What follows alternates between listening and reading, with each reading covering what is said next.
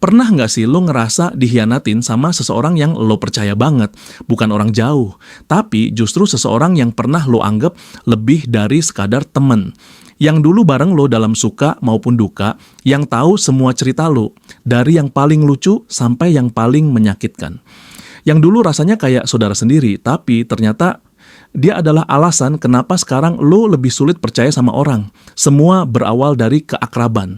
Dari percakapan panjang di malam hari, dari saling nyemangatin waktu sama-sama lagi jatuh, dari candaan yang cuma kalian berdua yang ngerti. Lo percaya sama dia, lo ceritain semuanya. Lo pikir, akhirnya gue punya temen yang bisa nerima gue apa adanya.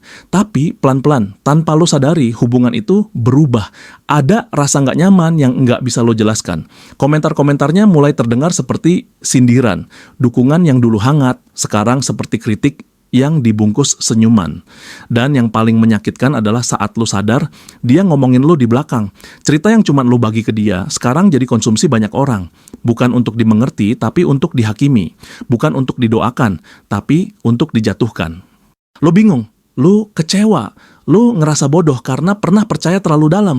Tapi lo juga sadar, ternyata nggak semua orang yang deket itu benar-benar peduli. Kadang ada orang yang pura-pura baik hanya karena ingin tahu kelemahan lo. Bukan untuk menolong, tapi untuk jadi bahan gosip.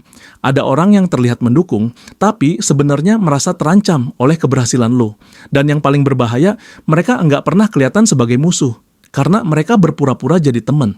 Mereka ada di sekitar lo, hadir dalam lingkaran kecil lo, ikut tertawa saat lo bahagia. Tapi diam-diam iri dan ingin melihat lo jatuh.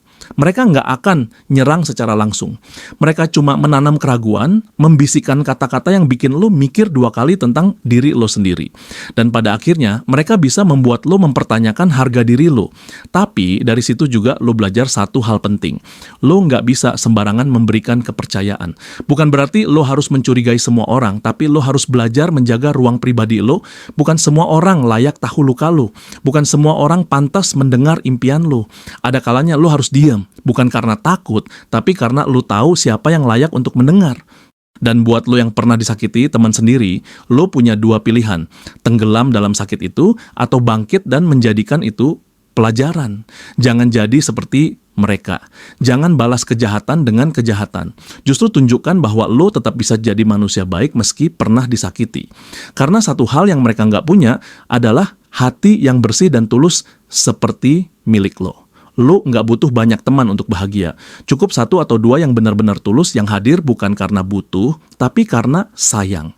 Yang nggak akan menilai lo dari pencapaian lo, tapi dari ketulusan lo. Dan percayalah, meski teman palsu bisa menghancurkan, teman sejati bisa membangun. Tuhan akan selalu kirimkan orang-orang baik di waktu yang tepat, selama lo juga terus berusaha jadi orang baik. Jadi, buat lo yang sekarang mungkin lagi kecewa karena dikhianati orang terdekat, gue cuma mau bilang, itu bukan akhir dunia. Itu awal dari hidup yang lebih hati-hati, lebih bijak, dan lebih kuat. Lo nggak sendiri.